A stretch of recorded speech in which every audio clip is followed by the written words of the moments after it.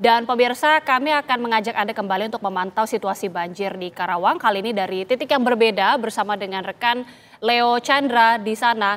Leo, selamat pagi. Bisa Anda jelaskan situasi banjir pagi ini di Karawang seperti apa?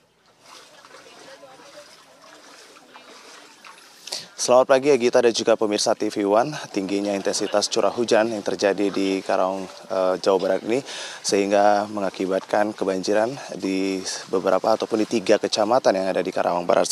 Salah satunya yaitu kecamatan Teluk Jambe Barat, dan di mana saya mengabarkan saat ini itu ada di Desa Karangligar RT 07 RW 02. Informasinya juga ada sebanyak 854 kepala keluarga yang terdiri dari 2.562 jiwa yang kemudian ini sudah dilakukan evakuasi ke tempat yang lebih aman.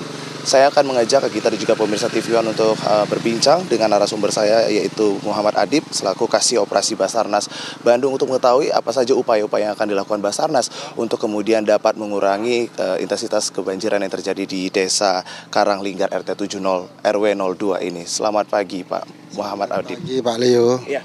Pak, ini kita berbicara tentang debit air sekarang itu jauh lebih surut Pak. Informasinya sebelumnya debit air itu tuh mencapai 2 meter. Nah, sekarang ketinggian air itu sudah mencapai berapa Pak? Boleh diinformasikan? Saat ini ketinggian air variasi dari 20 cm sampai 1 meter saat ini.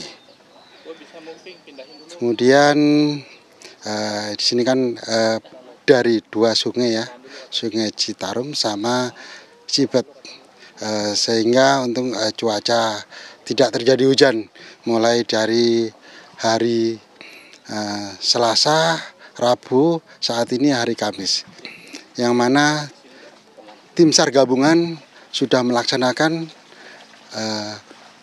evakuasi mulai dari hari pertama dan kedua. Hari ini hari ketiga kita melaksanakan pemantauan karena air sudah surut.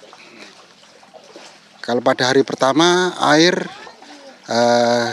tinggi ya, tapi tidak terlalu signifikan. Yang kemarin itu yang tinggi banget, sampai 3 meter ketinggian airnya. Oke. Nah kemudian Pak, apa ini langkah selanjutnya yang akan dilakukan oleh Basarnas Pak, mengingat bahwasannya prediksi curah hujan yang kemudian ini akan mengakibatkan kebanjiran susulan Pak. Seperti apa Pak? Apa yang akan dilakukan oleh pihak Basarnas sendiri? Ya, arahannya ya kalau Basarnas itu menyiagakan siap siaga jam berapapun apabila ada permintaan bantuan Basarnas ya tentang SAR, itu kami siaga 24 jam. Namun terkait dengan karena di air ini kan kita siapkan perahu karet. Kemudian himbauan pada masyarakat ya, satu, buang sampah jangan sembarangan ya. Kemudian nanti kewenangan pemerintah ya terkait dengan daya serap air terkait dengan akibat dari bencana banjir. Nah kemudian Pak, ada berapa banyak personel yang kemudian dikerahkan di lokasi kejadian banjir di Desa Karangligar ini, dan kemudian tadi ada berapa perahu karet Pak, mungkin bisa diinformasikan juga Pak? Ya, jadi kami dari tim SAR gabungan ya, tim SAR gabungan itu ada TNI, Polri, relawan sama BPBD Karawang. Ini kami bersinergi terkait hal tersebut. Dari Basar sendiri menyiapkan 2 perahu karet, dari polisi Brimob itu juga ada 1 perahu karet, dari BPBD juga, serta ada dari relawan. Pelaksanaan untuk dukung evakuasi terhadap dampak bencana banjir. Oke.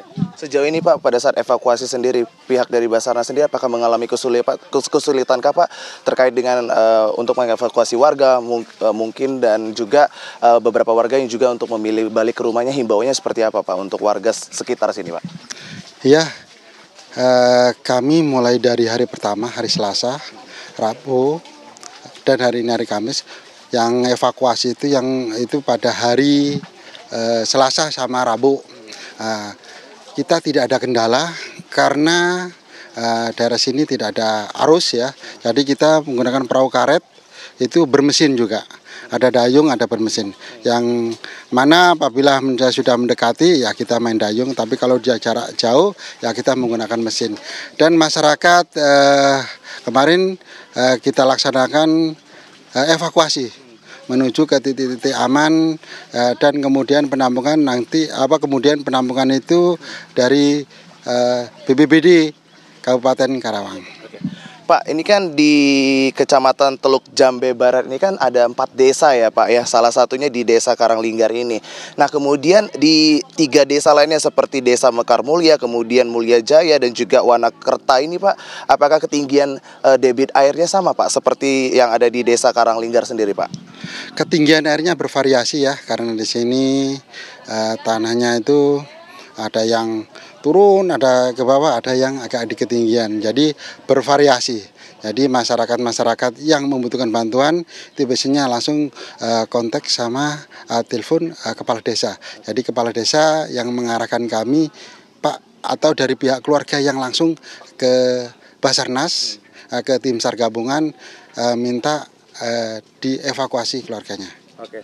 Nah Pak, untuk warga yang mungkin Pak tidak tahu lokasi untuk tempat pengungsian sendiri Pak, ada di mana Pak sebenarnya? Boleh dikasih tahu, diinformasikan juga Pak? Titik lokasinya yang saya tahu yang sudah ini ada 2 lokasi ya. Yang di sini sebelah barat sana, kemudian ada yang paling utara. Jadi di daerah sini ada di kontrakan depan Kades Desa. Iya, Kades Desa itu kemarin pada hari pertama di Kades Desa itu dibuatkan penampungan. Kemudian pada hari Rabu air tinggi sehingga di sana pengungsi akan dipindahkan karena tempat tenda itu terisi air banyak, sehingga masyarakat diungsikan lagi oleh BPBD sama masyarakat, pemerintah daerah di sini, kepala desa juga. Jadi kemarin itu kepala desa menempel ke kami juga diinfokan mana masyarakat mana yang perlu dievakuasi. Nah Pak, saya mau nanya terakhir nih Pak, apakah Basarnas juga sudah mengetahui Pak kemungkinan terjadi banjir susulan ke depannya atau seperti apa ini Pak untuk informasi ke depannya Pak? Informasi ke depannya Basarnas sih belum tahu, yang tahu kan BMKG ya, data cuaca. Tapi BMKG saat ini sudah menyampaikan bahwa curah hujan. Tapi namanya Basarnas kita kesiapsiagaan 24 jam. Karena bencana tidak kenal waktu ya, kapan terjadi, sehingga Basarnas ini tugasnya luas pengertiannya. Jadi personil, peralatan harus siap apabila dibutuhkan. Oke, siap. Terima kasih Pak Muhammad Adif untuk waktunya. Dan itu dia tadi pemirsa wawancara saya bersama dengan Pak Muhammad Adif selaku Kasih Operasi Basarnas Bandung, di mana memang diketahui sudah ada beberapa titik lokasi tempat pengungsian untuk warga dapat dilakukan pengamanan yang ke tempat yang lebih aman, lebih tinggi seperti itu.